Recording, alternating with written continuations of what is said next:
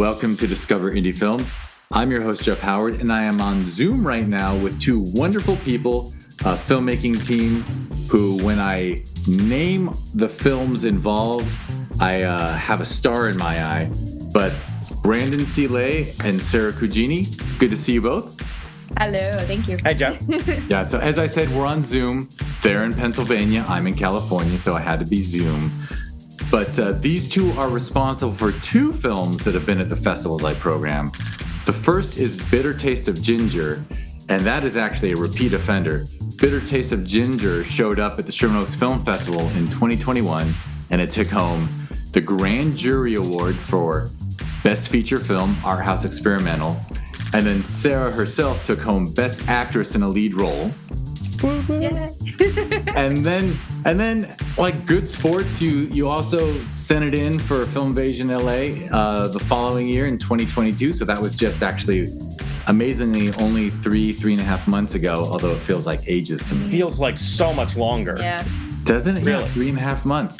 But and at Film Invasion LA 2022, the rare repeat, I didn't bother telling you this, but like sometimes the jury is a little biased against films that have already gotten awards because Gotcha. they like to spread the love. Yeah, of course. But again, Sarah took home Best Actress in a Lead Role. So I'm doing my, for them on Zoom, I'm doing a golf clap. Yes, thank you. Or, yeah.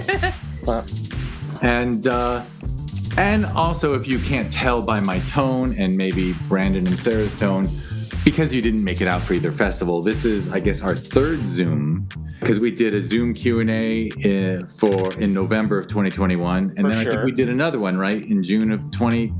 I don't know that we did the second one. I don't know that we ever were able to. I think it's because of this. I think it was like, I'm going to have you on the podcast, and we'll talk both films. Yeah, I think so. So I've just fooled myself into thinking I've had more conversations with you.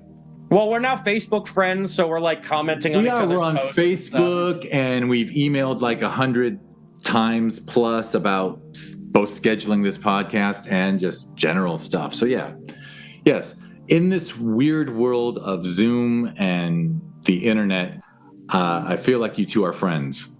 Oh, agreed. Oh, thanks. Right? Likewise. Yeah. Isn't it weird how it happens? Yeah.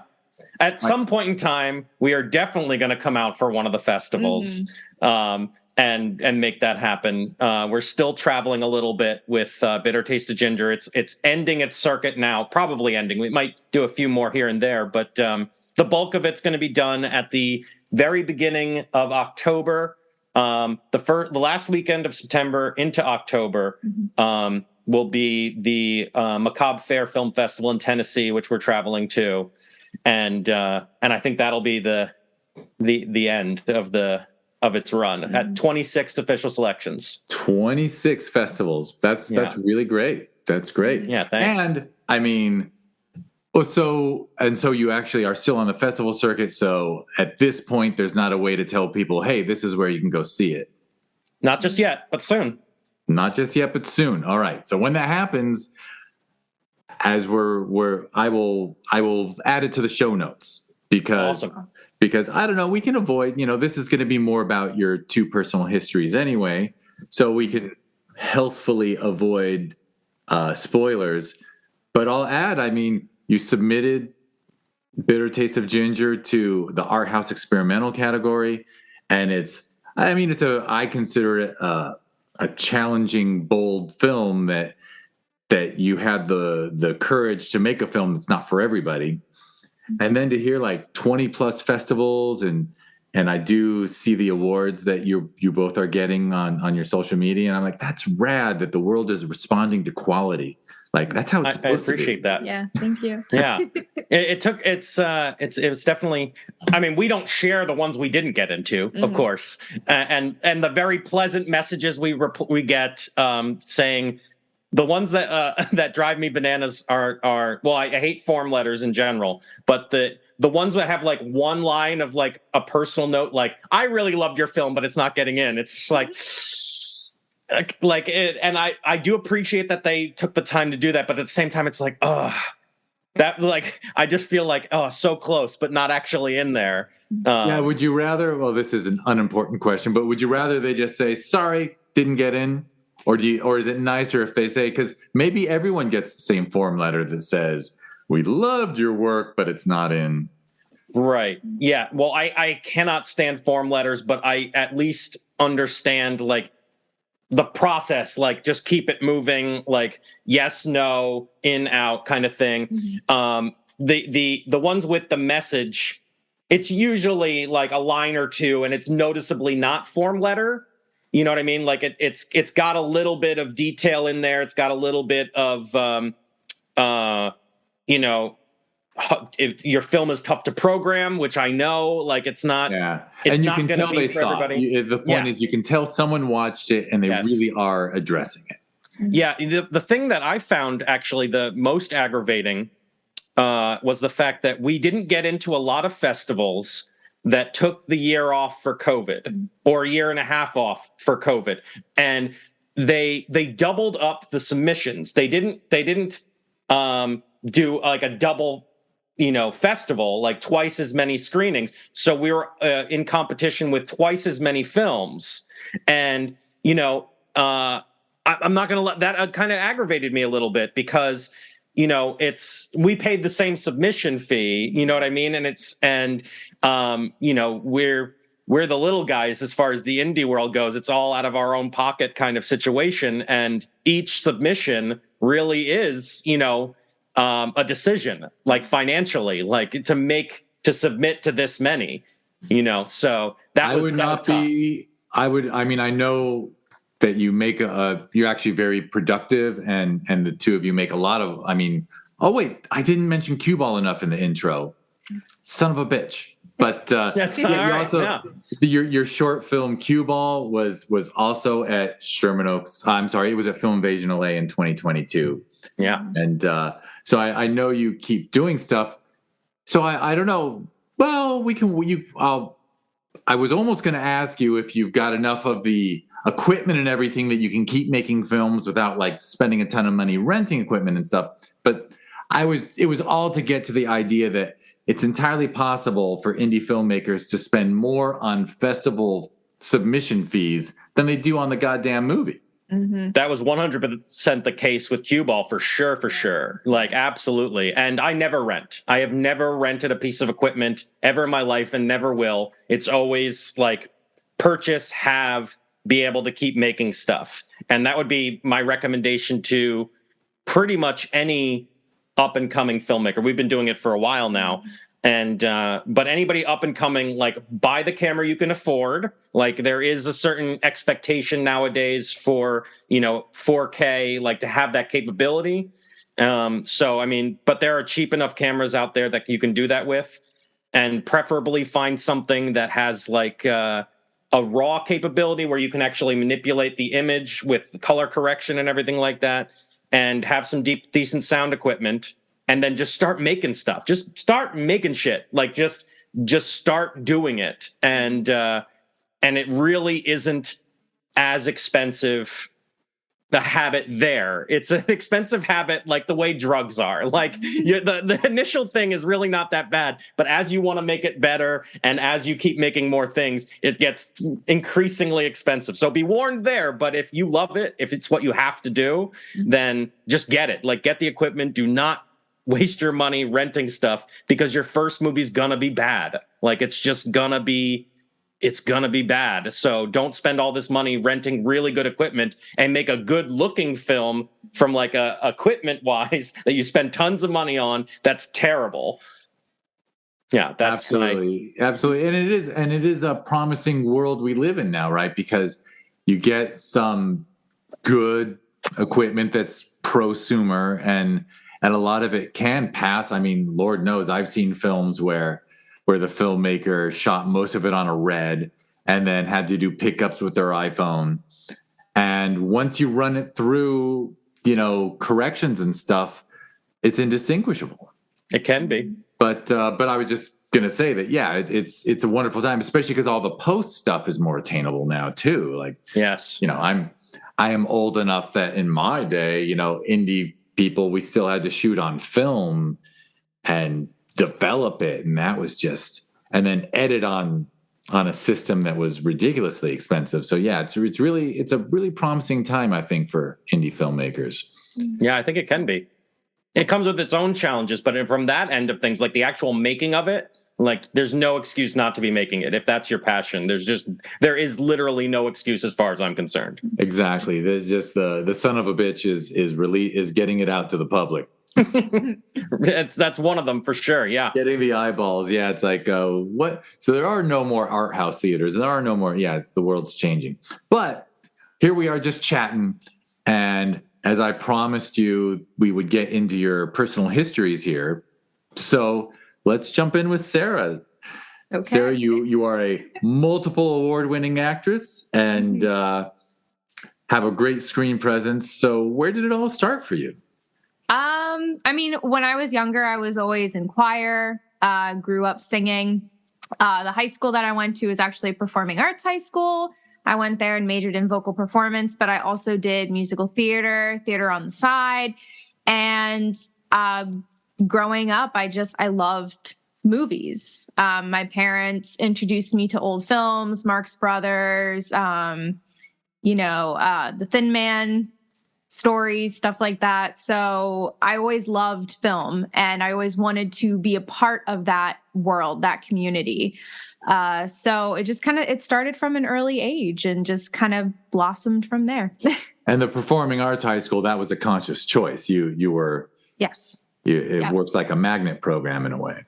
Yes. It had started a couple years earlier and I knew some people that had gone there and I decided, let me try this. This is a little bit different. I love singing, but then once I got into it and I started learning all these different techniques and then doing musical theater, and I just started realizing, wow, I really do have a passion for this. So if it wasn't for that school, I don't think I would be here today doing this. And at the school, and obviously a lot of stage, did they, at that high school level, were they also playing with cameras and putting you on camera a little bit? Not as much. It was just primarily live stage, musicals, operas, very little film at that point. But always in the back of my head, I wanted to make that transfer to film. But I thought, at least to get my feet wet, I'll do stage at that point. And you were more interested in moving towards acting on film, acting on camera than finishing high school and rushing off to Broadway? Yes. I thought about it and I said, okay, well, let me go to college. Let me get a degree in something. And actually my degree is in comparative literature with a minor in English. And, right now I'm actually an ophthalmology technician. So it's a little bit, my day job's a little bit different, but hopefully one day I can kind of make it so that I can do film all the time. And okay, the literary degree, how does that, when Brandon hands you a new script, is your great knowledge of literary techniques, are you a focused reader in that way? Yes. And I also noticed a lot of the spelling errors and punctuation errors as well, but I don't tell him because I don't want to hurt his heart. Well, and the errors are less important, right? I know, I'm well aware. Storytelling. Right. I'm a writer, not an editor. Yep. I tell everybody this. I will forever spell dining room, dinning room. Yep. It's just how my fingers type out the words. It's just I'm beelining. I'm on a different mission than worrying about if my words are correct. Mm-hmm. All right. Well, so Sarah, after high school, college was literary, and were you still acting? Here and there. College theater or? A little bit. I mostly did singing primarily. That's what I had time for. And I also did modeling on the side as well. So I was, dabbling in that.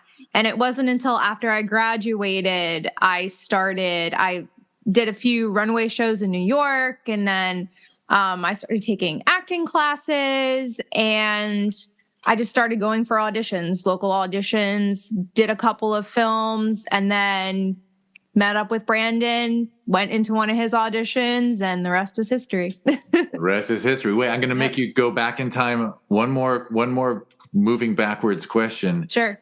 Which is, when you mentioned singing in college, is that like stage singing, or were you fronting a band? Like what kind of singing? I was primarily choral ensembles.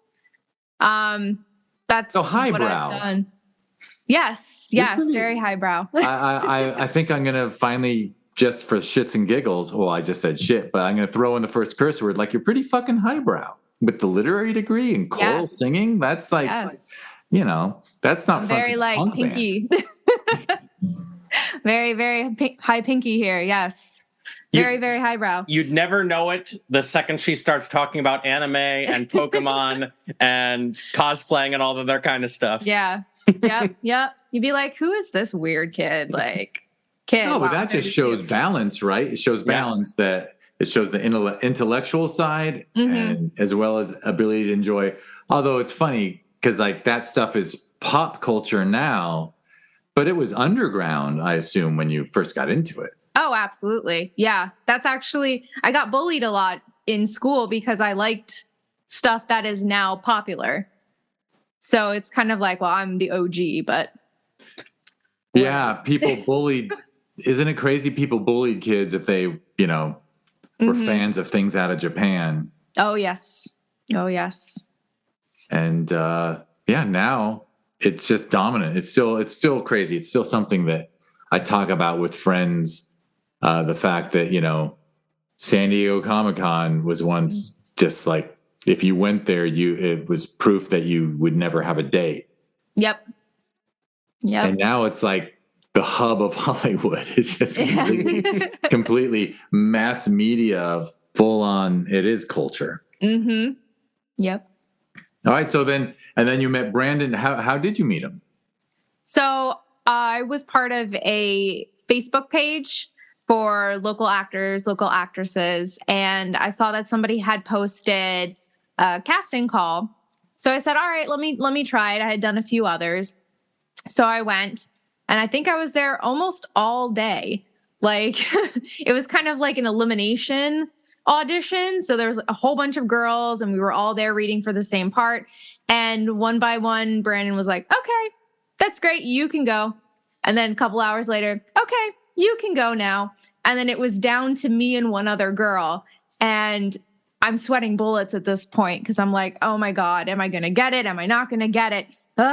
So I actually did not get that part, but Brandon was very impressed with what I brought to the table. And he said, well, I want you to be a part of this project, even if it's not for this specific part. So that kind of like got me into the world of Living Proof Pictures, and been here ever since. And I guess I kind of failed as an interviewer because I didn't nail down exactly. I've used the word Pennsylvania a few times, but what part? Bethlehem, Pennsylvania. Bethlehem, which is like medium-sized city, smaller city. We're the Little Apple. Yeah. We're the Little Apple. That's what Bethlehem likes to call ourselves, is the Little Apple. Yes. It's part of the Lehigh Valley. So it's Allentown, Bethlehem, and Easton are the main hubs of the Lehigh Valley, which is bigger than that. But Bethlehem Steel was our big to do back in the day, and now it's all becoming more of an art scene. And we have a casino now, which is a big deal, but we also have all this historic stuff. So it's a nice mix, but it's a very artsy culture. Bethlehem is definitely my favorite of the Lehigh Valley. And it's, and so that also means you're how far west? Like you're pretty far, I guess I'm trying to paint a picture in my head because I know how Philadelphia is on the board of New Jersey, and it's like there's parts of Pennsylvania that feel very connected to the eastern seaboard. For sure. Yeah. We're very close to New Jersey. Easton, if you're in Easton, it's the border right there with New Jersey. So we could be in New Jersey in 15 or 20 minutes that way, or we could be going to Philadelphia about 45 minutes to an hour from here and get to New Jersey in a different area that way. Got it. But it's Eastern, so it's part of the Eastern Seaboard vibe. And for sure. Because like I've got a friend, a filmmaker now I know who comes from like Western Pennsylvania, like farmland. Yeah. And of course, well, we've got plenty of that too. Yeah. Yeah. Excellent. All right. Well, I guess we got Sarah's story right up until meeting you. And I can, by the way, I'm not surprised at all that Sarah's story ended with she didn't get a specific role, but you said, but I want you in this project because, I mean, well, Cueball was obviously shot with a limited cast, but like Bitter Taste of Ginger, I get the vibe that you almost like collecting talent and keeping talented people around you so that you can just throw them into projects. It's true. Yeah. I mean, I've got a wonderful team of people. There's the regular players is the title of it, like on the website and like on the team, the Living Proof Pictures regular players, and which Sarah is among. And those are the people that I keep coming to multiple times that I'll write roles specifically for, and when it comes, like, we go outside of that as well. But sometimes I get inspired by someone, or I really like writing for someone in particular. That's something that, oftentimes I see a performer not getting a kind of role that I think they should get, and I'll write it for them because I come from an acting background. So I remember what it was like, one, not being seen for what I might be good at, but also the horrors of loving an art form that 100% requires someone else saying you're good enough or saying you can do it or inviting you to be a part of it. And I hated that. I hate gatekeeping in general. Just, I can't stand it. As the director of a film, as the person doing the casting and whatnot, I do have to gatekeep. It is part of doing it. I can't say yes to everybody. And frankly, I won't. Like, I want talented people around me.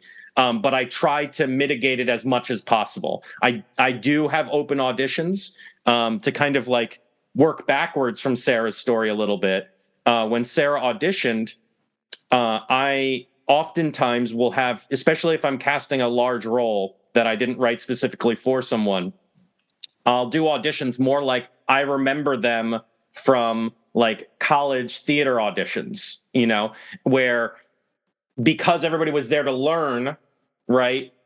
You were like, the whole group of people were there at the audition, seeing everybody audition. It wasn't a matter of just like you walking into a room and getting auditioned. I don't know how it is at all colleges, but that was how it was for me. And I love certain aspects of that so much because most people that are auditioning, especially in like a community theater or like indie film kind of way, a lot of people have day jobs and other things going on, and they just want to be a part of the art. And I'm not going to be able to bring everybody in. A lot of people might not be ready to do this kind of work that we do. But I want them to get at least an experience from it. So as Sarah mentioned, like there was a large group of women that auditioned. I tried to give everybody the time of day. Now, I'll be honest, like here it is with the form letter thing again, like the idea of the form letter and like keeping it moving. There's one side where I understand the desire to like just keep everything moving. We got a job to do. Like, thank you, goodbye. Like, I get that. And it's easier for people to do when it's a form letter via email, right? I don't want to give anybody that kind of experience when they audition. Now, someone that's more experienced might get annoyed by that. Like, I spent an hour here and I didn't get the part, and I went up and read like 3 times and just had to sit there watching other people do it. And for some people, like, I get that. But for many people that are auditioning, like, to have the experience of being a part of it and understanding it and exploring it like you're in a rehearsal for that hour or for 2 hours or whatever, might be more meaningful to them to have that experience. And also, for whoever I do end up casting, they're going to have to understand that there's a rehearsal process, that it's not like other film sets where it's like you have your lines, we maybe talked a couple times, and you show up on set and we do it. This is an exploration, and we want to make the best thing we can. So when Sarah auditioned, that's what was happening was, I was, letting people go as time went on, but trying to give them all the time of day. And I'll know oftentimes within the first 30 seconds to a minute, if they're ready to really be doing it. But I want them to leave a better performer. As silly as maybe that's like not my job to worry about it, but I want them to have that experience and be like, you are definitely not ready to be in my casting room. That said, whatever stage you are at, I want you to be able to leave. And maybe when I cast again in a year, if you wanted to come back, maybe you would be ready. Or maybe you'll be ready for the community theater thing that you might audition for later. And I might prepare you a little better for that. But yeah, it did get narrowed down to Sarah and two other young ladies, Torres Mosley, who's another one of our regular players who ended up getting the role, and another young lady named Sierra Saka, who does play her part in Bitter Taste of Ginger. And she had been in something beforehand. And she did great. Like, she had really improved a lot, and was definitely a contender. And we still get to work together, obviously, on Bitter Taste of Ginger. And Sarah on the page was perfect for the role that I had written, which is why she was there for so long. Perfect. However, Therese in this case brought more than I was looking for, brought something I hadn't ever imagined, and brought more, in this case, out of the performer she was working with, Sid Stauffer, who's also in this piece, Bitter Taste of Ginger. And she was playing the lead. So they were all auditioning and rehearsing with the person they'd going to be playing the scene with. So yeah, Torres brought some really interesting things out of Sid. So she ended up getting the role, but I was like, I'm not going to let Sarah just walk back out on the street. So she was in a one scene role. And then from there, it was 24-hour film race pieces. And pretty soon, I would say within the first 4 to 5 months of us working together on like that limited series and a short, I approached her with the first stages of Bitter Taste of Ginger. Like, I had like 15 pages written. And well, I'm not going to ask you the question I'm about to ask. I'm going to shift gears, because what we didn't do is get back to young Brandon. So when did your creative journey begin? Well, I come from creative parents. My dad is a writer, and when he was younger, made films with my Uncle Jeff and other friends. I'm not blood uncle, family friend uncle. Yeah. And while I never got to work with real film, I saw the films that they made. They made a series called The Dark Traveler, which was very Solomon Kane-ish. Or they were before Highlander, but very similar to Highlander, but like made with no budget and just kind of like running around. But they did a lot of great stuff. And my Uncle Jeff was the director, and my dad was the lead actor. And, I heard stories about my Uncle Jeff having to work in like a dank basement with like all the rolls of film like hanging from the ceiling, and him like actually cutting the movie together. And they had some effects in it, like they shot lightning bolts or a fireball, and he would with a hot needle actually like scrape each frame of the film to create the fire or lightning coming out of their hands. And so my dad is a bit of a hedonist. He's not nearly as hard of a worker as I am, and he won't deny that. But hearing those stories of my Uncle Jeff like doing that, like I knew the dedication. And so I kind of followed my dad's footsteps at first with the writing aspect and the acting aspect. And my mom was a more visual artist, a fine artist. She passed away 8 years ago now. 8 years ago in April. She would have been 60 this year. And fine artist. And definitely had an eye, very spiritual person. And, I got some of my eye from my mom for sure. And also a more, I guess, poetic way of approaching my art. But again, neither of them were really hard workers when it came to doing their stuff, and love my family. However, pretty much the examples I had were of failure, of not accomplishing their dreams. And the pieces I saw missing wasn't the passion. They were very passionate about what they did, but was my dad freely admits that he was waiting for that knock on the door of like someone being like, "Oh, there you are. There's Chris. There he is," you know? And, I had a bit of that because I was an only child. So I was very puffed up to believe that I was the second coming, like that I was going to appear on the scene and everybody was going to be, "Oh, there he is. We've been waiting for you." However, very quickly, I was also like, I grew up poor and I was like, I'm only going to get the things that I earn. So was always a hard worker, and it started with acting. And then I didn't get the opportunities that I wanted, and I was always a writer as well. So I started writing myself roles.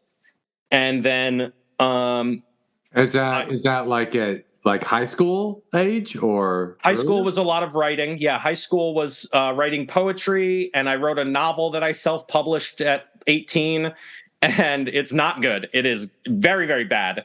But I did it. I wrote a whole novel at 17 and self-published it at 18.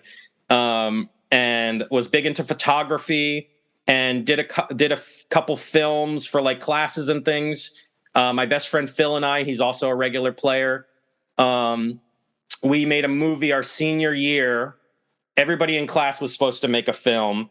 We were the only ones that finished our movie of the entire class, and we made a feature. Again, it was terrible, but we did it, which again, would be my advice to most people that are passionate about it. Like, it doesn't matter if it's good or not, especially when you're young, just do it. Like, actually get it done, get it made. Or even if you're old, like whatever stage you're at, you gotta just do it. So yeah, started out, went to Northampton Community College for theater, with my best friend, Phil. We both were in the same class, where I met, a lot of people that I still work with as the regular players. Joshua Faturos, he was a producer on this film. Elizabeth Archibek wasn't involved on this one, but we still work together regularly. Maria Soleil was in Bitter Taste of Ginger, but her scene was cut. And I'm sure there are others at the moment that I'm forgetting. But yeah, so originally it was going to be theater, and I started writing the roles for myself, and then realized I had a gift for writing roles for other people, and I learned a lot from my fellow performers as a performer myself, and then realized, oh, I see what they're gifted at too. Like, I know what they're good at because I want to absorb it for me. And then once I took that selfish side out of it and focused it on just like, oh, I see what's wonderful about you, and I can help you cultivate that. And obviously still partly selfishly, like, I can help you cultivate that for the movie I want to make or the play I want to do. But it's not rooted in that selfishness. It was rooted in that, like, we could make something awesome. And so at 19, I wrote a script called Bloodstone, feature-length film, black and white, with all college kids. Again, we were in theater. I had no real money. A guy named Jason George loaned me equipment. He owns King Coffee in Emmaus. And he just gave me this equipment to borrow. And it was like mini DV tapes, the little... and shot it in black and white, feature-length film. It was basically a play. It all takes place on the front porch of a bunch of smokers. And again, not a good film, but has moments that are genuinely good. Good performances. I'll stand by it today, even, 15, 16 years later. And that was Bloodstone, and we got it finished. And then there was a long break of doing theater and exploring that more because I didn't have the equipment anymore or the money to buy it. And then I realized, oh, I'm better behind the scenes. Like, I love acting and still do it occasionally, but for the most part, I don't trust anybody else behind the camera because I do it all myself. So, and I realized that the films can be the best with everybody out in front of them and me trying to bring the best out of everybody. Yeah. So you inspired me to ask a question, which is, you're very upfront and honest, critiquing your youthful work. Always. But at the time you made it, did you just love it?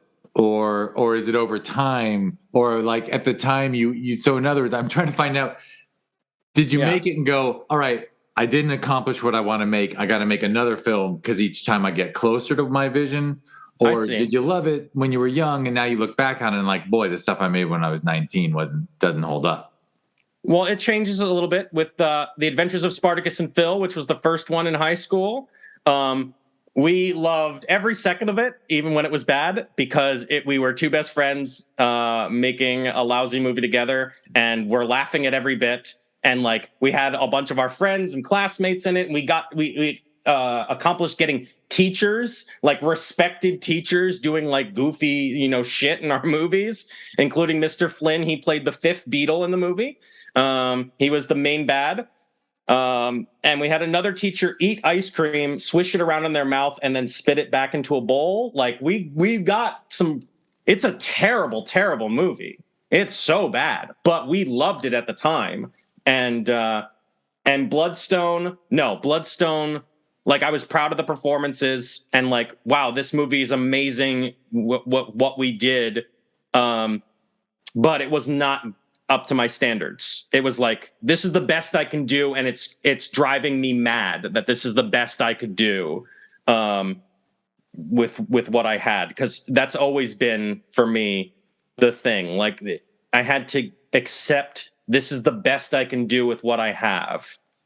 And that's even now. Like I love every film that I've made. I have love for, and I'm incredibly proud of. And I do get closer each time, being like, okay, this is really close to what I wanted to accomplish, or better. But still, it's like, well, this is what we could do with the equipment or the money we had, all those kind of things. But there's always, I am always going to be the harshest critic. No one else can penetrate me with whether or not they like something, because no one can be as harsh as I am to what we've created. Yeah. Gotcha. All right. So you shared the ensemble and everything, and how, by the way, I think it's a very normal story of slowly recognizing that just things turn out a little better when you step behind the camera. Some people, I think creatives, if your creative energy, eventually you have to give up the acting side more often than not and jump back there, because you learn over time that like you can't trust your friends to direct, to handle that camera. But so I was going to hone in on you recognizing that you had the talent to write for other people, and throw it over to Sarah and ask, what is it like getting handed a script like Bitter Taste of Ginger and knowing that he has you in mind? I mean, you're inspiring that lead character, and she's dominating the script. Like, what is that like to first read it? Am I going first? Yeah, that was to you for sure. Okay. Yeah, that was. I'm pulling you in. I mean, I was definitely caught off guard by it, because it's not a character that I ever saw myself playing. I've mostly played like cute characters or like one-shot angry characters, stuff like that. So I saw it definitely as a challenge. And the fact that Brandon was like, if you're not comfortable with this, that's cool. But, I just want you to know I wrote this with you in mind. I think you would be really great.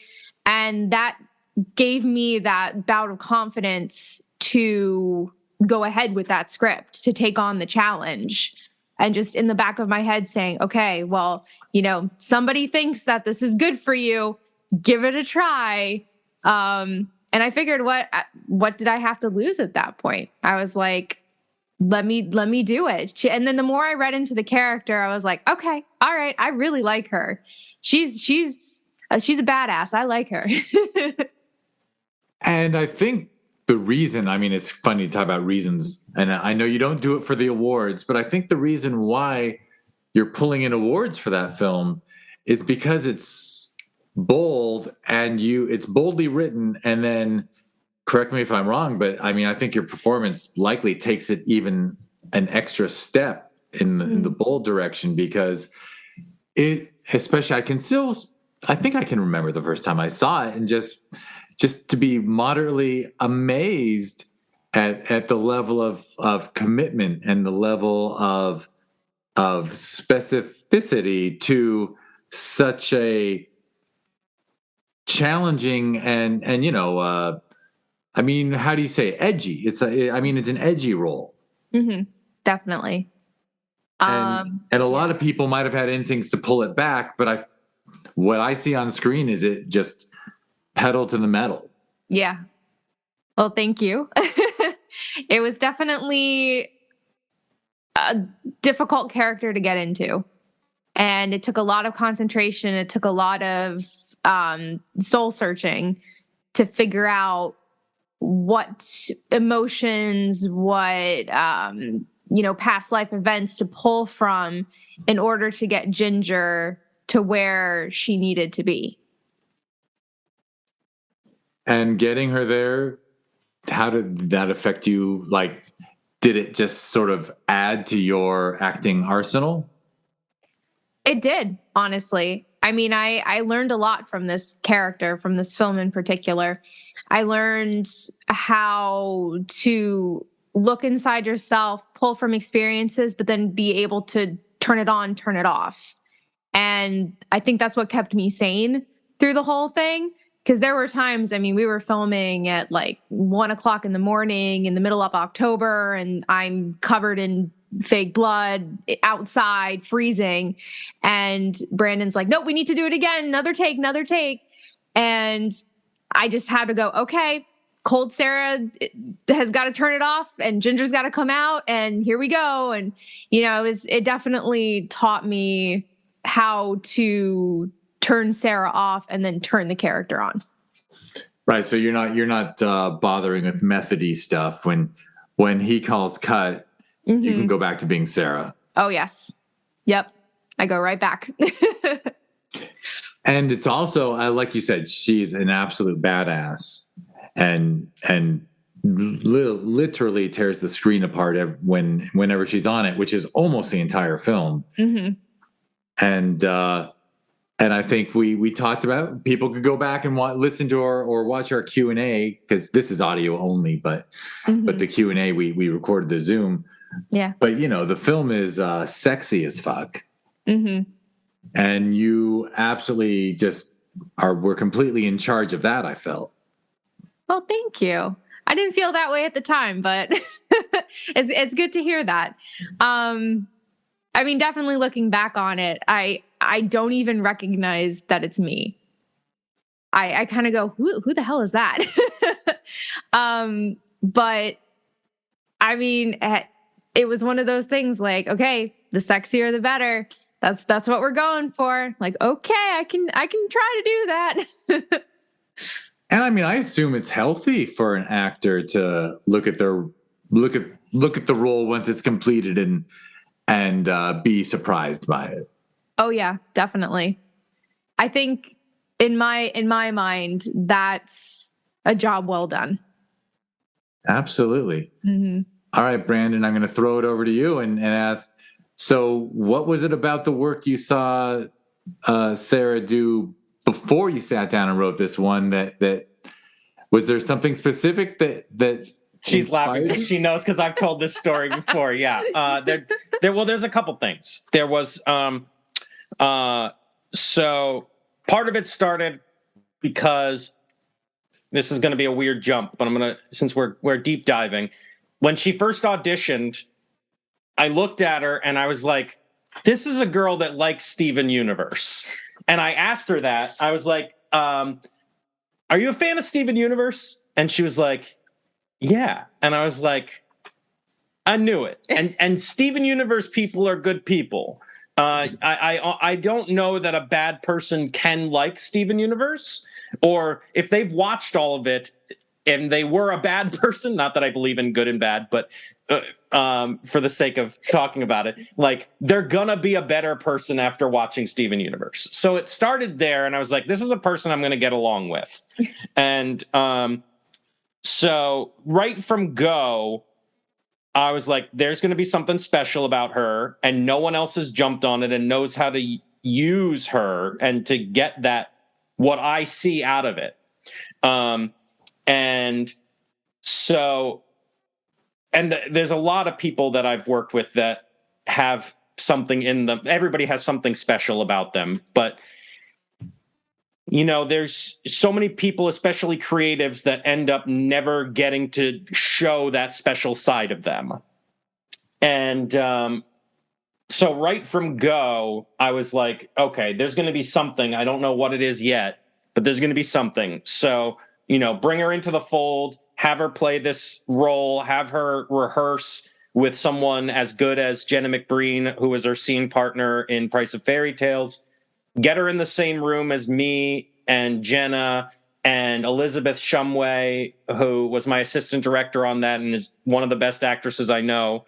Like, between her and Jenna and me, like, this stuff's going to rub off and we'll see how we work together. Now, Sarah was good from go, but when you put people that are that good in the same room, you're bound to improve and explore and find, those special qualities. And so it really started there. It started that early, from jump, where I just didn't know what it was going to be yet. And a lot of my stuff is family dramas. It's more grounded. And every piece I do, too, I don't want to do necessarily the same thing. And oftentimes whatever piece I'm working on next is a response to the last one in some ways. And Price of Fairy Tales, we were working on that at the time, and it was huge. It was a 10-episode limited series. It was supposed to be a small project with friends, and it just kept getting bigger. And it was a response to The Worry Doll, which was our previous piece that I had to make a lot of cuts to. And so Price of Fairy Tales, I decided I was going to make no cuts. And by that, I don't mean edit, but however long it needed to be, however long a scene needed to be, an episode needed to be. Some of them are 23 minutes and others are 45 minutes, just however long. And all totaled, it ended up being like 5.5 hours long. And it was a long rehearsal process, long shooting process. And my affair piece, the piece I was cheating on Price of Fairy Tales with, was Bitter Taste of Ginger. And I had written 15 pages, and it happened in part in rehearsal. Sarah and Jenna were doing their scene together, which is these two women arguing because Jenna's character arrives late to a kid's birthday party where she's supposed to be Elsa. Jenna really did play Elsa for a little while, at like parties and things like that, like the whole princess thing. So her character arrives late after having a mental breakdown with her boyfriend, and she shows up late and disheveled and is just like, get me to the bathroom and I'll change and I'll be right there with those kids. And Sarah was playing the mom, who meets her on the lawn and is like, this is not happening. Like, an argument ensues and it just keeps escalating. And it was a very heavy episode. And it was like, this was a heavy scene, but was super funny intentionally, but being played straight. And the two of them are yelling at one another. And it digresses to a point where they're just saying fuck you to each other. And Jenna's character is very used to saying fuck you. Sarah's character is like struggling to get out fuck you. And then it escalates. And then Jenna throws her coffee at Sarah. And then she goes to like grab at her hair. And then the two of them start fighting. Jenna's character is more experienced with that and fucking like takes her down and puts her in a chokehold. Okay. And we rehearsed exactly what, like, it was written in the script that they fought, but how the fight was going to transpire was explored in rehearsal. And it got to a point where it was like, one of the times in rehearsal, we were playing around with it. And I was like, Sarah, are you comfortable with Jenna choking you in the scene? And Sarah's eyes lit up, but like not out of surprise or like, oh no, but like okay, like we were going to go there with it. Okay. And I was like, well, that's not where we were going with it, but it kind of seems like that's where we're going with it now. And, that just got filed away. And, I was exploring. Like the lack of prudishness. Yeah. Like and also like there was like a excitement, like it was kind of like it's like I'm embarrassing her and teasing her. It's a little unfair that only I can see Sarah's smile while you're saying this and her laughter. Yeah, it was just like I was like, that's a strange response to that.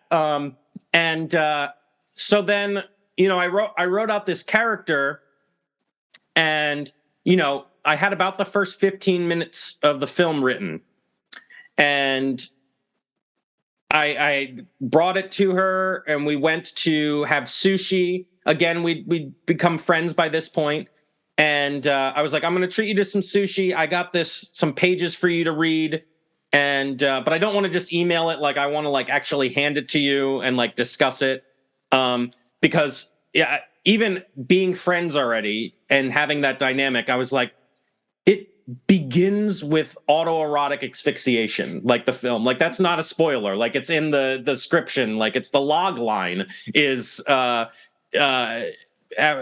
recent widow takes up autoerotic asphyxiation to work up the nerve to kill her mother-in-law is the log line of the film, So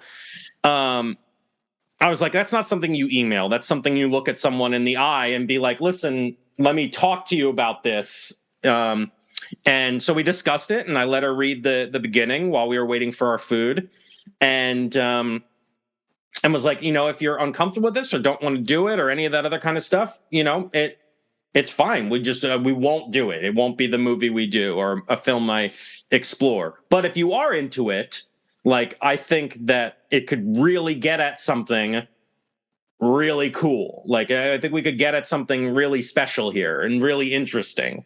And so the seed was planted there, but it wasn't like immediately we jumped into the film after that. Yeah.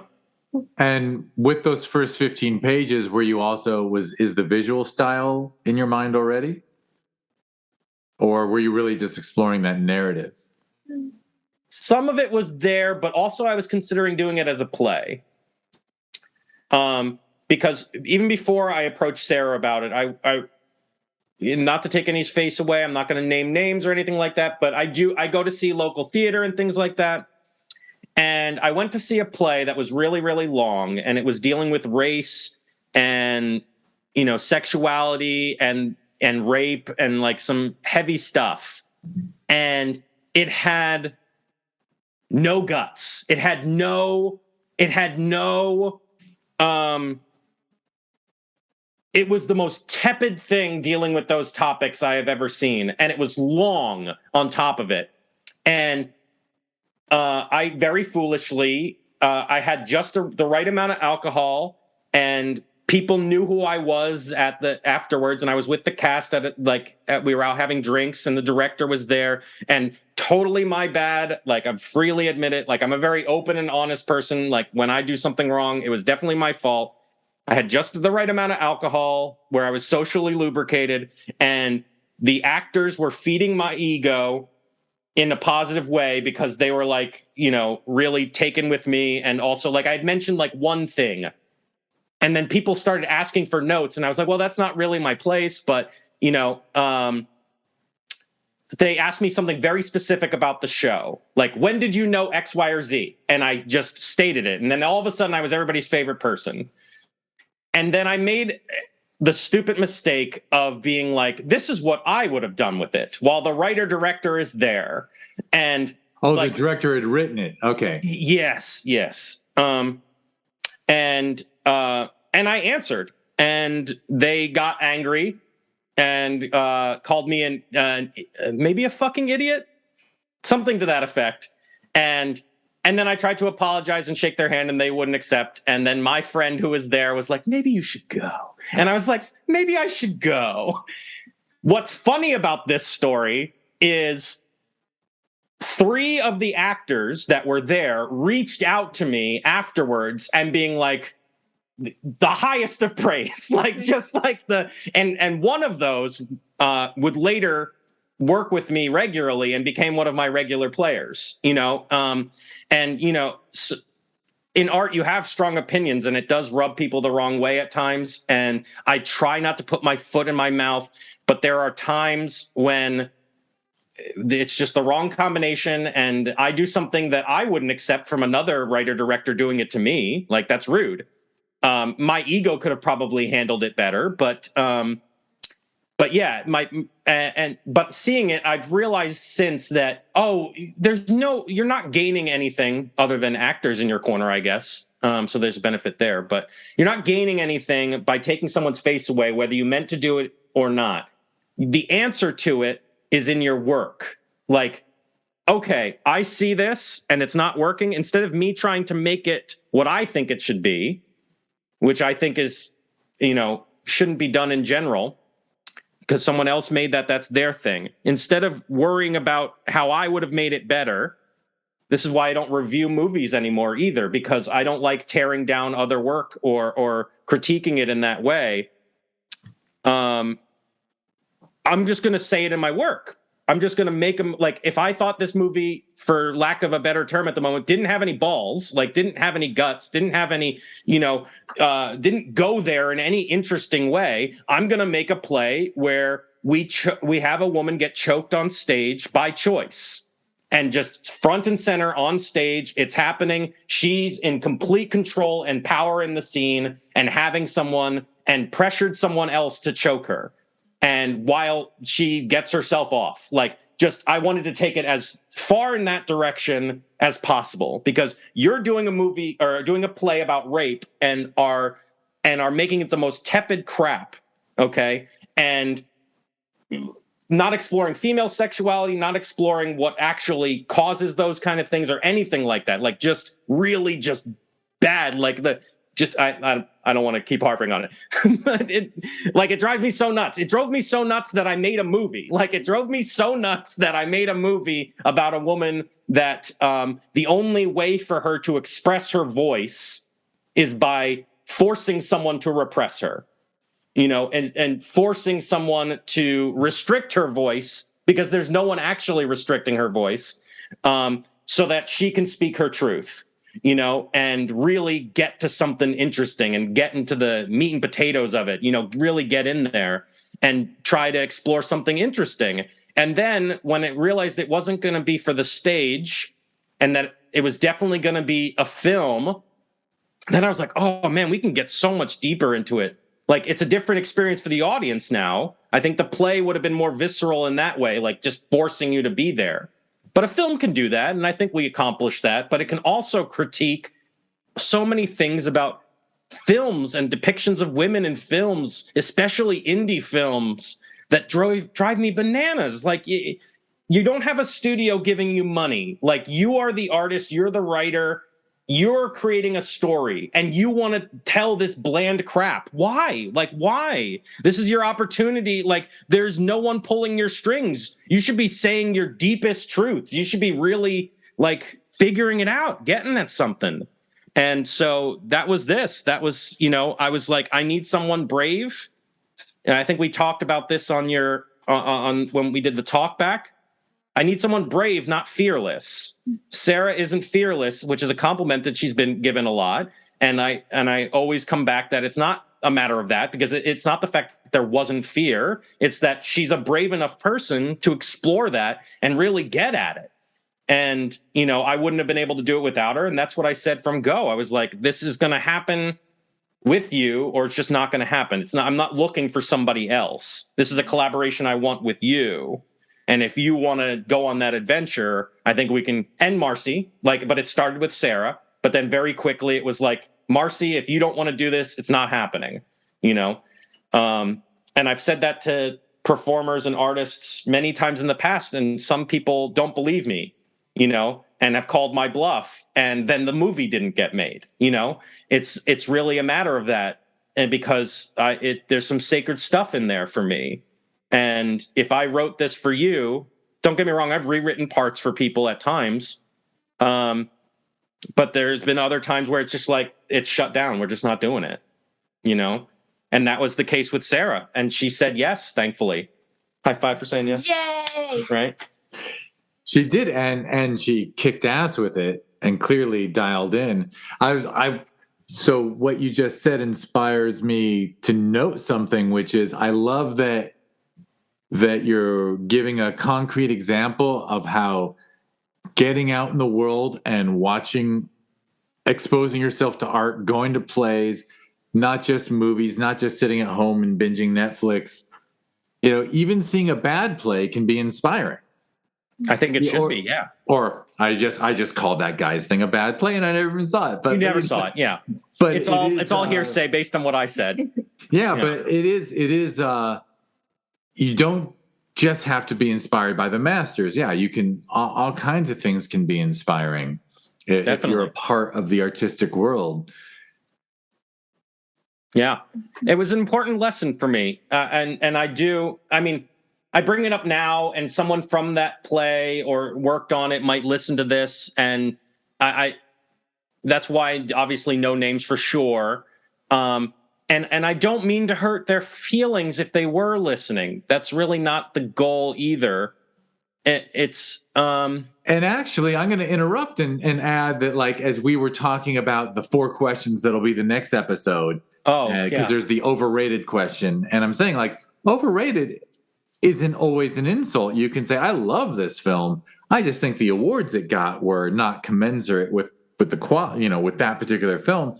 Yeah, I mean, this particular play we're talking about could have hit someone else right in the heart and been exactly what they needed to see that night. Absolutely. Or it could absolutely resonate. Well, I mean, I am championing right now that I personally, you know, as someone who programs 2 film festivals and as the dude doing this podcast, I love when, if you on your list in the next podcast say that the overrated film is like one of my favorites of all time, I don't get mad. I'm like, cool, because I love diversity of opinion, you know, particularly with art.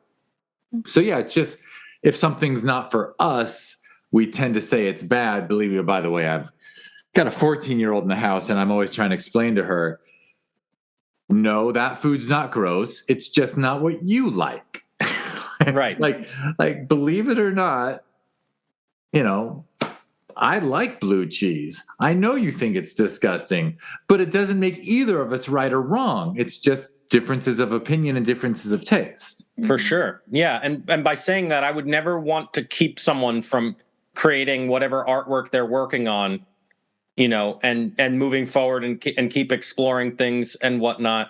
It's just, that really was, it's an important aspect of why Bitter Taste of Ginger was made. And, you know, like I said, that lesson, like, it's not something that I would ever do now, you know, and I realize that we're talking about a recent film, but we're also talking about this experience happening 4 years ago of me seeing this play, you know what I mean? And that might not even sound that long ago, but I think we try to be aware of our journey as artists. You know what I mean? And when there's failings, I don't ever want to sugarcoat when I did something I shouldn't have done. And maybe talking about it now in some ways, well, you know, you should have learned your lesson, not even bring it up now. But it's the rage of another piece of art being done poorly, to my mind, inspiring a piece that's full of rage, you know, and full of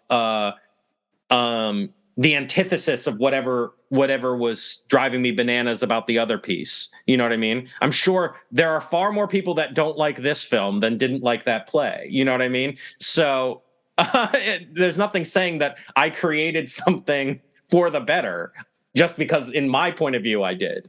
I think all art is in conversation with other art. You know what I mean? And while I don't think, I really don't like how film culture is right now, where everything needs to be torn down. Everything that they don't like has to be torn down. Like Letterboxd has I love Letterboxd for finding films and all that other kind of stuff. but I can't look at any reviews on there in particular because so many people are going for a laugh and more likes on this social media film site. And like, it's all about like, oh, how interesting can I make my review? Oh, people will like it more if I say something funny about how bad it is and tear at it. And so I think that it can be very insidious. And so I'm kind of contradicting myself in some way because here I am beating up this play and saying that how much I don't like that kind of behavior. But I think that the difference is you were at a bar and you had some drinks in you and you had people encouraging you. Yeah. You didn't run home and write an online review of this play. True. You were, it wasn't quite the same thing. Yeah. I think you were pretty much just bringing up the tragedy of troll culture. That, believe me, there's films that we have at the festivals, and I actually I'm not very good about it. I wish I was better, but I try to give all the films I love like 5-star. I try to give them a good rating on IMDb. If they're on Amazon Prime, I try to give them a good rating. Nice. And there will be a brilliant $5,000 feature that someone puts on Prime Video Direct themselves, and it's just creative and wonderful feature film. Actually, I'll just pimp it right now. If people want to watch a really cool indie, watch Man Under Table on Amazon Prime Video. I think it kicks ass. I'm going to write it down. And a really close friend of mine came to the festival and saw it, and he keeps calling it one of his favorites of all time. So he and I both write a review of it on Amazon. And then some motherfucker goes on Amazon and says, I rented this film and it's just so cheap, it sucks. And I'm like, why are you renting? Why are you paying $4.99 for a film that was made on zero budget? And then your only criticism, and then you're bothering to criticize the budget? Just stay away from indie films. Just rent another Marvel movie. Mm-hmm. Yeah. That's absolutely true. But like troll culture, people feel the need to I'm going to go slam this. And I bet there was 100 people who rented it and were like, that was really cool. And then they didn't bother writing a review because we only bother to slam shit. Yep. No, definitely. And again, I'm on this journey where I'm trying to not be that way that I once was. I think the shift needs to happen for artists where they stop being a critic and start being just an artist, and I've been in love with movies my whole life. And for so long, it was looking at movies and trying to understand it on a level where I could be the one doing it, And so the critique and the harshness came from also an aggression about wanting to be doing it myself and not being able to. And that's just not the case anymore. Yeah, I can be envious of someone's budget and things like that, but it's I don't feel like my voice is restricted to a point where I can't create. And so I don't need it anymore. I don't need to bash a film. In the privacy of my home or talking with, for a friend or whatever, we can talk about a movie and why it was bad and have a laugh. But for the most part, I took down all of my star ratings, and I had several thousand. I took down all my star ratings. I deleted every review of a movie I didn't like, even if I barely said anything about it, even if I was just like, it wasn't for me, got rid of all of it. It took hours. And I was just like, I don't want even a history of me rating a film. The idea, I get why my brain likes it. I like categorizing things. I like having things in their organized place, but it's just not necessary anymore. And it's something that I'm going to try to preach to others too, to a certain extent, other artists, where it's just you don't need to do that anymore. You don't actually need to do that. And by that, I don't mean, I don't like positivity porn either. I don't like people just throwing out oh, everything's wonderful. It's all so good. This is such a good movie. This is all great. I don't want that either. I like that even less. I'm just saying that I don't want to bust down them things anymore. You know? Sure. Well, I'm gonna go back in time now to Sure. an earlier topic.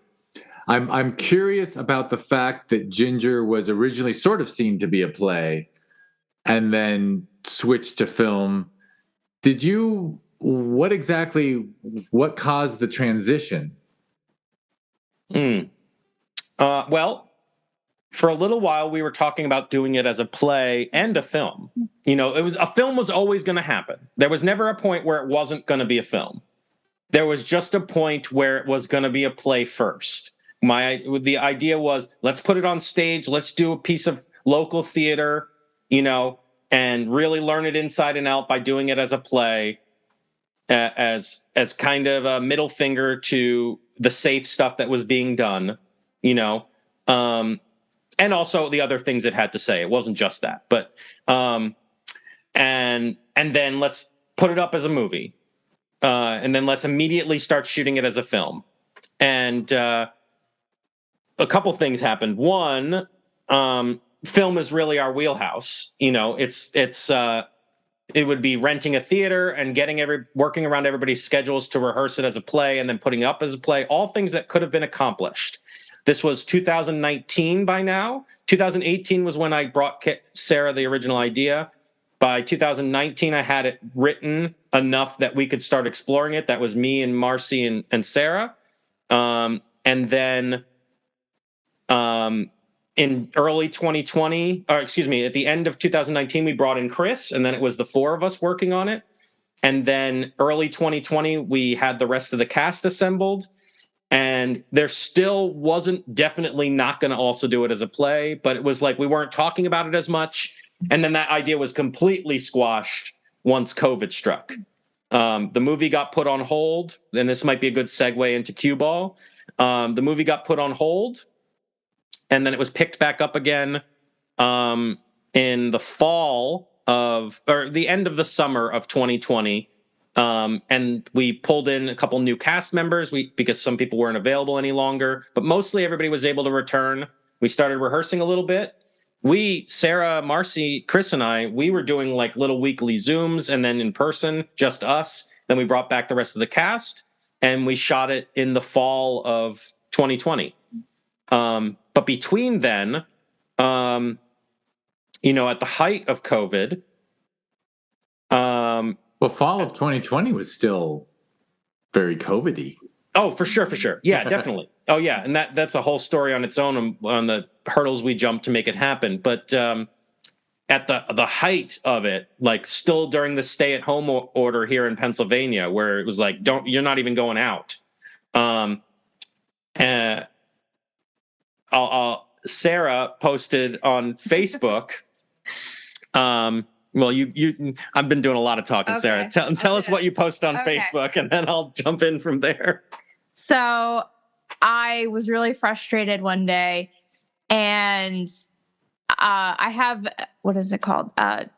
Trichomania or trichomania, something like that, where when you're stressed out, you pull your hair.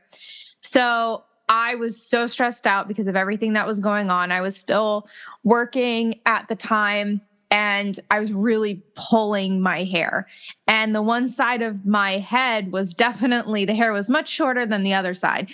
And I was so frustrated. I just posted on Facebook, I'm going to go full Britney Spears. I'm done with all of this. And Brandon sent me a message and he goes, wait a second. If you're being serious about this, we have to get it on film. And I said, okay, sure. Fine. So that's when he wrote Cueball, and I'll let you take it over from there. If you want, sure. Yes. You can keep going though. You're doing great, Sarah. I'm doing good. Okay, I'll keep going. Yeah, go ahead. So tell your version and I'll fill in some gaps if there's necessary. Okay, yeah. You'll probably have to fill in gaps. So he wrote Cueball, and the whole idea was domestic violence during the stay-at-home order, but instead of it being a man against a woman, it's spoilers. Sorry, spoilers. That's okay. No. It's a woman. It's a woman against a man. So, we had this whole scene where I was in the bathroom, and Brandon's like, "All right, you're gonna do it. You're gonna shave your head. You only got one take. No pressure." So I said, "Okay." So, by the way, I'm going to jump in and say the willingness to shave one's head one's head on camera is bold as fuck. Maybe courageous, not brave, courageous. I mean, my God. Thank you. I say that as someone who has shaved more than one head. But go on. But yeah, it was one of those moments. I said, why not? What else do I have to lose right now? So I did that. And then right after I had my very first full nude scene. So that, you got a 2-for-1 on that one. But honestly, filming Cueball was such an empowering moment for me. Not just because I shaved my head, not just because, I bared it all on camera, but just everything that led up to it. And I had one of my friends who was there on set, and she helped clean up my hair afterwards. Like, after we did the scene, she goes, "Oh my God, that was amazing." That was one of the most amazing things I've ever seen a person do. And, if that was one person, if anybody could watch this and get that and from this film, and it makes them a stronger person, then I feel much, much better. And I feel like I accomplished something. Definitely. Yeah, Sarah. No, that's great. Yeah. Yeah. The little things that I'll fill in is just, here again, by this point, Sarah and I had worked on a number of shorts together. We'd done several races. We'd been friends now for 2 years. We'd been working on Bitter Taste of Ginger, but had to put it on hold. I see this post from her, and I know I commented in it, but I also sent her a message. Like Sarah said, like, if you're serious, like, let's not waste that. Like, let's get it on camera. Because originally she was talking about shaving her whole head. Mm-hmm. And really, the second I read it, the entire film was in my head. Like, it's just like all of it. Like, and Sarah has, experience doing like Instagram and TikTok videos, and modeling, and we were talking about mental health things. And it was something that we were very interested. We just got we were commissioned to do a PSA for NAMI right at the beginning, National Alliance for Mental Illness, right at the beginning of COVID. And we did.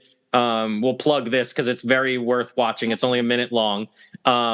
We did a PSA for them called "Spread Sunshine, Not Germs" at the very beginning of all of it, and it was about mental health problems being in isolation, but it's actually a really cute, funny, like little 1-minute thing. Jenna's also in it, and she begins it. She's the central character of it. And it's just her on her couch. The first 30 minutes is just all the things she's doing from her couch. And there was a cute cat involved and all this other kind of stuff. And it was very cute. Sarah shows up at the end and kind of helps her. And then the messaging, doesn't mean you have to be alone. And that should be watched on our Vimeo because it's adorable. And then we immediately had to reshoot it because the mask order came in Pennsylvania, where everybody had to mask up and no one was wearing masks. We were social distancing and all of that. But then we reshot the ending to include masks. And after working on that, I loved it, and we all loved it, and very proud of it. And locally, spread like wildfire. And since it was the local chapter, the Lehigh Valley chapter of NAMI, we were incredibly proud of it. It went on TV and all that other kind of stuff. We were so excited. We did a 30-second version. That said, we also wanted to explore the much darker side of mental health and during quarantine and everything like that. And so when I saw this, like it was just all there. Like the heightened connection with social media, and like the being separated from the real world. And it wasn't just issues during quarantine for me. It was the dehumanization of all of that and the separation of that. One of my favorite filmmakers is Michael Haneke, and he made a movie in the 90s. It's not my favorite of his films, but it explores some similar things. It's called Benny's Video. And you see it, he does a lot of frames within frames of you watching a TV that he's filming, or watching something that's being recorded, being filmed. And it was no more pressing than now, for sure. Like now it's even more so. Everybody's filming everything. And then adding in the isolation on top of it, adding in the Sarah's really dealing with the trichomania. Trichomania. We're probably both mispronouncing that. Not right. And apologies to other people. Because I'm a nerd, I Googled it. Oh, good. Trichomania. Thank you. There you go. Yeah. Don't want to be insulting to anyone else that also deals with it. Absolutely. As Sarah does. Yeah. So touched by Sarah dealing with that. And it's still the piece of mine that most consistently moves me, even though I made it, which is so haughty. Like, it's so like pretentious, but it does. There's after she shaves her head, my favorite shot of the film, she plays with it with her finger on the sink. And there's so much to that for me. It's both like it's been such a comfort for me to do this, but also now it's so isolated. It's such a little thing. Lord of the Rings quoting, like, it's such a little, it's such a little thing. Like this hair now on the sink, and I'm so bound up in it. And then that leads to her breakdown, and I'm already like emotional at that. Like that to me is more emotional than seeing the person actually break down. It's necessary for the storytelling, but like that's what really hits me. And so it all was there. Like this person that gets all done up and does videos and like is separate from humanity, and then the abuse with the boyfriend, the domestic abuse. And Jeremy's amazing in the film, but I mean, it's predominantly Sarah's character's story. And then to the fact that the meme thing that was really going on in the world with the dropping of the towel as like a joke with your boyfriend thing, and it was so cutesy. The fact that all of that was lining up, and then to strip it all away to this person wearing no makeup, and just having shaved their head. I have never had cause for wanting nudity in one of my films more than in that. We've done nudity in other films in the past, but it's not a common thing in the pieces. But when it's necessary, there's just no beating it. Like there's no beating the image of someone being completely bare that way. And Cueball, I mean, that's it. It's a tough piece, and it's very depressing, and it's not emblematic of everything that Living Proof Pictures is. I mean, most of our stuff's very dialogue driven, and it's not, but it is very visually striking in the way that I try to bring to our films. But it lines up with so many themes I'm interested in exploring, and it does it in such a tight 11, 12 minutes where I dare say it's probably the closest I've ever been to executing my vision in anything. Like there's very little in that film that I would want to change. Very little. And most of those things are just like knowing the camera a little bit better. And, there's a few things that that shot could have been a little bit better or better lit or better, whatever, like little things. But for the most part, like messaging, making something that couldn't be made without us is very important to me. Like I'm not interested in something that anybody could make. It felt important to our world. Like it actually felt lofty. Like I love Bitter Taste of Ginger. It's an amazing piece that I'm very proud of. But Cueball is important. That's how I honestly feel about it. And especially like that's a piece that I would love 20 years from now to be on a list of the 10 movies you should watch to know what quarantine and mental health issues and all that other kind of stuff. That's how proud of it I am, it's not for everybody again, because, it is on the darker side, and there is full frontal nudity in it, which is uncomfortable for some people, and domestic abuse is uncomfortable for some people. But yeah, I couldn't be prouder of that piece, and I couldn't be prouder of Sarah, and tackling that. And it was a small team. There was myself, Sarah, Jeremy, my friend Lauren. It was her apartment. Mm-hmm. And she did sound for most of it. And then your friend Michelle. And we wanted Michelle there for two reasons. One, to touch up Sarah's hair afterwards and make sure that,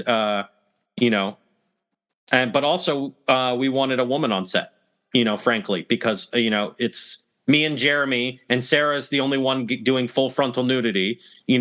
I believe Lauren had to leave for something. Mm-hmm. And, it's a small thing, but I didn't even watch through the camera that scene. Mm-hmm. Like, the directions were going. I was on the floor underneath the camera, like recording the sound, and gave the notes on the timing ahead of time. Like, that part was pretty blocked. Like, how long we wait with the sandwich bites, and like the pacing, because it couldn't be rushed, and all that other kind of stuff. And yeah, and that was just a day's work. That film was made in a day, and then edited in the following day. And just like, the most expensive part of that was just getting the rights to the two pieces of music. Mm-hmm. Oh, and that's our only film to date, our first and only, that has ever been accepted at an Academy Award qualifying film festival. Yeah. Interesting. Yeah. St. Louis International Film Festival. St. Louis, yeah. I have no idea. Sometimes people ask me, hey, what about the Academy thing? And I'm like, I have no idea how to approach that. But congrats on that. Yeah, I mean, Cueball is a great piece. And yeah, in a lot of ways, I agree with you. It challenges the audience even more so than I think Bitter Taste of Ginger challenges them. Just because it is Bitter Taste of Ginger, you do world building, right? You create this world that is definitely in many ways unreal, whereas Cueball feels very real. Yeah. And that's what we wanted, but also, I don't know, it's like a painting to me. Like, I love that piece so much. And again, I'm going to say it again, like, I feel pretentious talking about my own work in that way, but that's just because people don't spend any time in my head with how harsh I am usually. So, like, I assure anyone that thinks I'm egotistical, which I am, and arrogant, which I am, like, I freely admit those things about myself. I am also, like, I tear into myself. Like, I am the meanest person I am not nearly as mean to anybody in real life as I am to myself and my own work. Like, that's how I can go to these dark places with some of these pieces, And so when I speak so highly of my own work, especially Cueball, it's because I feel like we really earned it. Like, we really got at something. Again, a few things that I would change for sure. So it sounds like when you say that, you're talking about the technical side. Yeah. Don't get me wrong. Like, we could have had better sound equipment. I was still relatively new with that camera, the newer camera. And I know my way around it way better now. And by the time Bitter Taste of Ginger happened too, little things, but again, all technical stuff. Like, I don't think a single one of the shots would change, like, performance wise, maybe like little things here and there where I just give different notes, but not because the performances are bad, just because I'm a different person now. So we'd explore it a little differently, but yeah, the thing with Cueball was, that earned, like, Sarah got to a point as being a performer and an actress where she'd grown to this point with Cueball where she did such a fantastic job. Like, she was ready for Ginger. Like, we had been rehearsing for a long time. And I don't say this as an insult, but like, when I wrote it and handed it to her, she wasn't ready, but I knew she'd be ready. You know what I mean? And that's not me taking credit. That's just knowing that Sarah was going to grow into it. Mm-hmm. Now I'm going to ask a a funny logistical question, and I say this as someone who shaved his head with the good help of the Lord, and I had to shave my wife's head in 2021 when she had chemotherapy. But so is Ginger a wig? Because no. I know how long I'm this wonderful lady I spend my life with. She is it's taken a long time for her hair to grow back in. So the fact that I actually lived under an assumption until this very conversation that Cueball was shot after Ginger, because that's the order I saw them, and sure. Like all simpletons, I think I'm the center of the universe, and and if I see 1 second, that's because it came second. Mm-hmm. No, so after Cueball, because I had only shaved the one side of my head, the left side. So I thought, well, I could wear a wig. It's a possibility. Got some wigs, didn't really like them.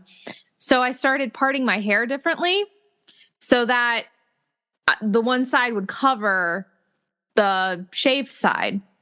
And that seemed to work pretty well. So I said, all right, we'll just go with that. So that's a little bit of hiding there, but also we had two amazing makeup and hairstylists on Bitter Taste of Ginger. One being Riley Longenbach, who did like some of the special makeup. She was really into like the blood side of things, but was doing all the other stuff too. And Steven Nazario, who's one of my closest friends, was lead makeup and hair stylist. And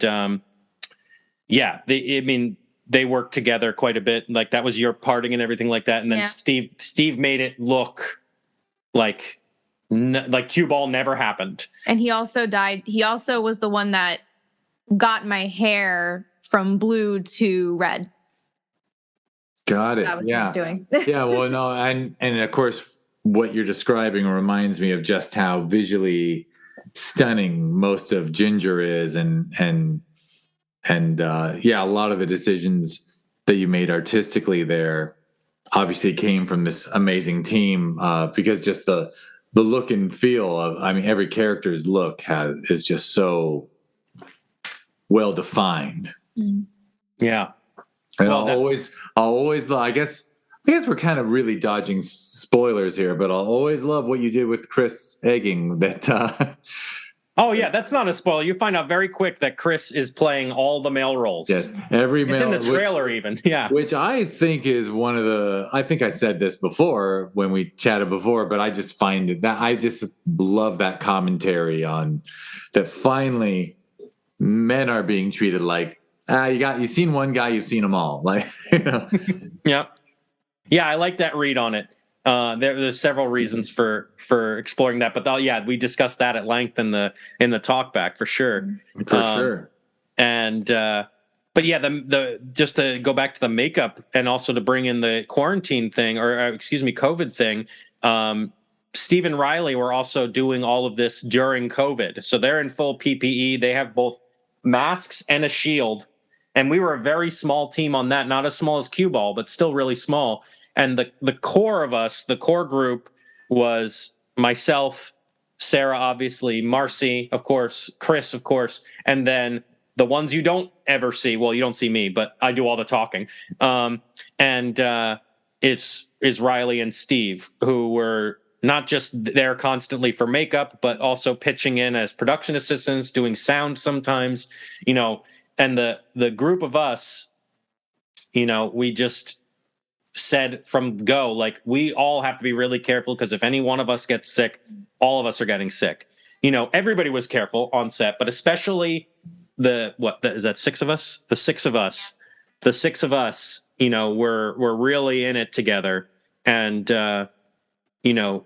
everybody contributed to the film. Everybody did amazing, but the five of them, the movie wouldn't have happened without the five of them for sure. Not just because they were in front of the camera, but behind the camera as well. Yeah. Yeah. So is Living Proof just going to keep cranking it out? Is that the vision here? You've got the equipment. You're a buyer, not a renter, and there's just no stopping you.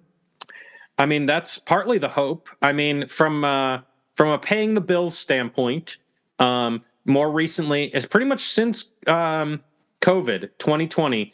We started doing PSAs, we started doing some commercial work, and videography work. Sarah and I, especially, Sarah runs sound for me oftentimes, or is just my general assistant while I'm there. And, we've done a couple weddings, but weddings isn't really what we want to be doing. The weddings have been for friends, like people we know personally. And when it was day jobs for me, it was Hotel Bethlehem. And I did that for like 7 or 8 years, working weddings every single weekend, hundreds of weddings. So it's not something that I want to do, even if it is a higher paying, more in my wheelhouse area. But the commercial and the ad work, that's been really, really good for us. The PSAs with NAMI, we've been continuing to do. And, but all of that is just engine fuel. That's bringing our expertise for others and other productions and things like that. For us, for Living Proof Pictures, the main focus will always be, the creative work, but the money being filtered into that is from the commercials and the PSAs and stuff. And so, yeah, the plan is to just keep cranking them out until they start paying the bills, we're working on a feature right now called Finger Lace Crown. And we've been having 2 rehearsals a week, and we already shot a little bit of it, but all like the visual stuff, all the main scenes we start in October. We'll be shooting through the winter and into next year, and probably more shorts as well. But that's been the big focus, which Sarah is a supporting lead in. And Torres Mosley, who I mentioned earlier, she's playing our lead, and she's reprising a role actually in a spiritual successor. So piece. And that'll probably be our submission in a year or 2 from now. Excellent. Yeah. Well, and Sarah, any comment about when was the last time you got to act on stage? Oh, got to think about this. I figured I'd throw one specifically at you. Okay. I would say, oh boy. Last big one was probably I played Cinderella in Into the Woods in high school. That was my last big one. Oh, really? So if Ginger had a little life on stage, it would have been the first time in a while. Oh yeah, it would have been the first time in a very long time. Excellent. Mm-hmm. All right. Well, I think we're good to wrap up. Anything either of you want to throw in?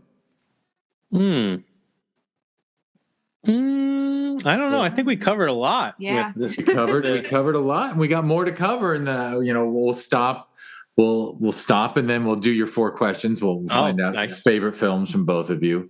Cool. But thank you both so much. Absolutely, thank you, Jeff. So people who are, I do have one thing. Yes, I do have one thing for sure towards you, which is that you are by far our favorite person to do talkbacks and these interviews things with. We've done a lot of them now. And again, this is not to build somebody else up by tearing somebody else down. There's been varying grades of how good they are. We get so excited to do a talkback or interview with you because you seem genuinely passionate about not just our work, but the work in general, and are actually exploring the conversation we're having to formulate your questions, which is, may seem obvious to you, but it is not obvious to most people. They have their questions, and those are the questions they ask. Mm-hmm. And it's like, it doesn't matter who's going to be answering them.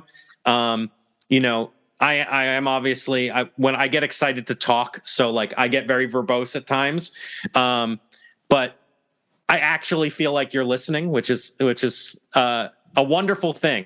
And so we genuinely appreciate it, and can't wait to do more. I would love to joke that I'm just really good at faking it, but no, the truth is, why would I do this if I didn't enjoy it and find what you have to say, what you both say interesting? I mean, that's obviously, look, there ain't much money in film festivals. It's I think the first 5 of 8 years it was volunteer. And, I don't think there's much there are not many things more enjoyable for me than watching films and then talking about them afterwards, whether it's with the makers or just with friends. That's actually one of the things I miss about youth, right? When you're young, you tend to go to movies in groups and then you go to Denny's afterwards and talk about it over pancakes or whatever. Yeah. Like, I miss that. So this fulfills my wish to be able to have conversations about film and art. I love that you're also interested in theater and stage. And heck, after we stop recording, I'm going to mention a play to you that if you can ever catch it, I think you would love it. Please. But and I can't name the playwright, but it's called Slave Play. I feel like I've heard that. It was I believe it won stuff, Tonys or something. I should totally know who the playwright is, but I don't. But I was lucky enough that this doesn't need to be recorded. But my aunt and uncle, who are in they're like 30 years older than I am. Don't do the math. They had, tickets to like the high-end theater in downtown LA that they would not use their subscription because of COVID. So I got to go to a bunch of supremely good plays that they wouldn't go to because they were a little too careful. Right. I guess because it was outside their comfort level. Yeah. So now we actually, and they gave up their subscription and then we bought a subscription. So I'm going to see a bunch of kick-ass plays because yeah, there's something so special about live theater. Of course. Yeah. Yeah. I mean, film is of course my baby. I love it. It's my first and main love for sure when it comes to the arts. That said, I think the best film has its roots deeply embedded in the practices of theater and the things that theater excels in. Even though it's a visual art, like the theater for sure. The focus on performances and dialogue and things, it's in my bones. Yeah, and I can tell I'm just faking it now, but the fact that Sarah started in theater and did a lot of theater as a young person, I think that's where an actor learns so much because it's the only type of acting where you get immediate feedback from an audience, right? Mm-hmm. When you're acting for camera, you got to rely on that director. But when you do a lot of stage, you just learn so much instinctively from having human beings react to you in real time. Mm-hmm. Definitely. Yeah. All right. Well, anyway, I will. So people who want to support Living Proof, watch Living Proof. Where should they go? Okay. Well, there's a couple things for sure. Of course, anybody that wants to go on Letterboxd or IMDb and give us some rates and reviews that aren't intentionally just there to get likes by tearing it down. I mean, tear it down if you want. I don't actually mind the bad things, like especially with Bitter Taste of Ginger. Like a bad review is just as good as a good one because I love the polarizing nature of it. But yeah, throw some stars. It doesn't even have to be a good rating, but just get some ratings in there because those numbers always look good. There's that. Of course, you can go to livingproofpictures.com. As far as if you need work done, you can always hire us for commercial ad work, PSAs, or videography. And if you are just looking to see the films on Amazon, that we have our feature films, Macy on a Good Day, The Ground That Sinks. We have The Worry Doll. We have all 10 episodes of Price of Fairy Tales. A collection of our shorts are on there. You can see a lot of our shorts for free on Vimeo. If you go to our website, there's links to wherever you can see the films are available there on the website. And then the biggest way, if you really, really want to just be involved in helping us grow, we do have a Patreon. And that Patreon, there are levels of support from $3 a month all the way up to, if you want to be a producer, all the way up to $500. Or if you are a business yourself and want to be a sponsor, there's options there for that too. But really, if you're just looking to watch the movies, head on over to the website and follow it. Some of them for free on Vimeo, and some you can rent or stream for free on Amazon Prime. And I'll encourage people, you should go to livingproofpictures.com, and I'm sure there's a Patreon link there. You know, if you can pull it off, you should be a little supportive of independent artists. Yeah, I appreciate that. I wish I could. I often feel shitty about it, but as you know, I encounter, 100 people a year. For sure. So I certainly can't be as generous as I want. One of these days I'm gonna strike gold, and then I can be super generous. But for now, all I can do is ask other people to be generous. You are being incredibly supportive. You don't need to hand us your money. Although you should watch some of our older films that are not as technically proficient as the ones we are now, and see if our storytelling holds up as well. You know what? I will. I've got of the 800 films submitted to the Sherman Oaks Film Festival this year, I'm down. I only have like 58 to go as of today. Nice. You know what? I'm going to submit movies that I don't actually expect to get in, just so I know that you'll end up watching them. That's going to be what I do. I'm going to submit Macy on a Good Day from 2014 and The Ground That Sings. And hey, you never know. You never know. We actually, one thing I'm proud of is we don't penalize if it's a couple years old. If it's, I actually didn't know that. Most festivals do. That's great. We don't even check, and we actually showed a film that was on YouTube. Like, a guy was like, "It's been on YouTube for a while, but I appreciate you doing." And we actually did the theatrical premiere of it. Wow. Now, did you close submissions already? Yeah. Okay. Are there waiver codes? Not at this late date. I'm just teasing. I'm teasing. You have 58 more to watch. I'm not going to add to your pile now. But maybe true. The Film That's Invasion. True. I just have 58. I hope a couple of the ones that are left are good. Sure. I would imagine. I always ask. It's right. It's I think there's last year was almost overwhelming with quality. I think so many people held on to stuff just like that COVID effect you were talking about with festivals that were doubling. Last year, we had a few more than this year, although not that many more. But the quality was insane because I think a lot of people who made something really good held on to it till COVID passed and they could get back in the theaters because they didn't want to have a virtual. Yeah, definitely. So now I think this year I don't know. Every year I sit there now this podcast ain't supposed to be about me, but every year I sit there and I'm like watching and I'm like, there's nothing good. The festival's going to suck. Like, I have those moments of doubt where I'm like, we're going to scrape the bottom. But then you do the math and there's like a ton of films that the jury gave an average of 9 to. I just, they're few and far between, but that's life. And right, probably you have more than you realize that are pretty awesome. Right? Yeah. Yeah. And there was some I've seen some cool shit so far. That's awesome. For sure. All right. Well, livingproofpictures.com. I'll say it one last time so that I can now jump into my spiel, which is thank you for listening to the podcast. It's funny, right here on the notes in front of me, it says give 5 stars. I normally would have said, go on Amazon, rent the Living Proof stuff, give it 5 stars. And then there's actually a TV series that was born out of this podcast on Amazon Prime. So go to Amazon Prime Video, type in Discover Indie Film, enjoy seasons 1 through 6. Actually, 4 days ago, season 6 popped out. Nice. And that actually came from me doing this podcast just because I wanted people to be able to talk longer than they get at the theater.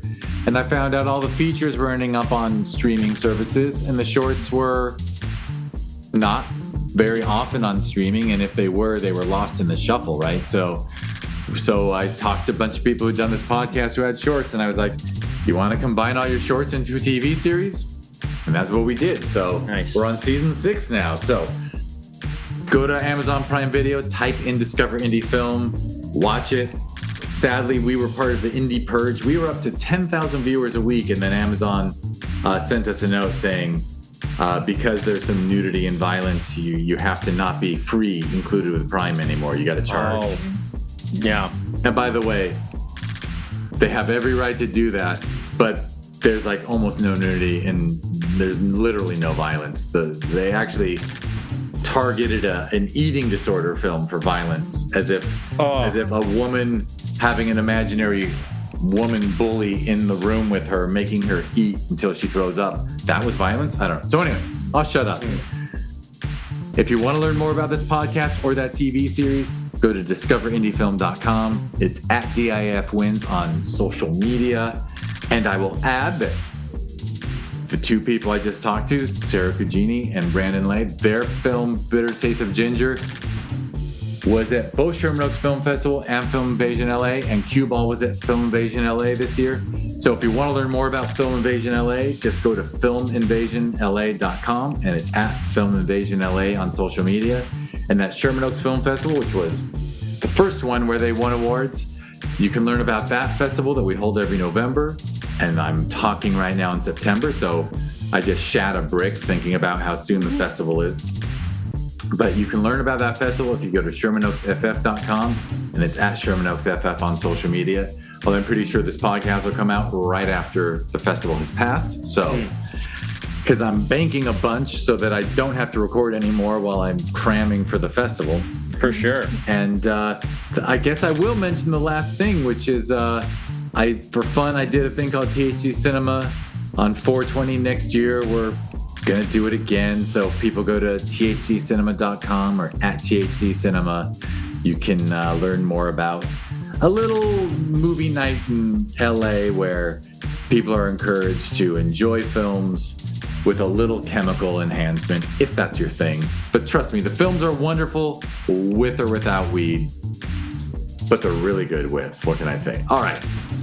That's one you might want to travel for, Sarah. Yeah, if ever Bitter Taste of Ginger, we're screening at one of those. I definitely will be there. We'll talk. I wish I really do need to win the lottery and then own the theater and just show movies every night, because that would be the best. Yeah, for sure. And I've never, I've watched Bitter Taste of Ginger start to finish, I think at least twice, maybe more, and always in a sober frame of mind. Maybe I got to try it with some edibles next. Yeah. Sarah may have experienced it that way. Yeah, well, hey, you'll be my spirit guide. Love that. All right, well, thank you both so much. Thank you, Jeff. Thank you. And thank you, everyone, for listening.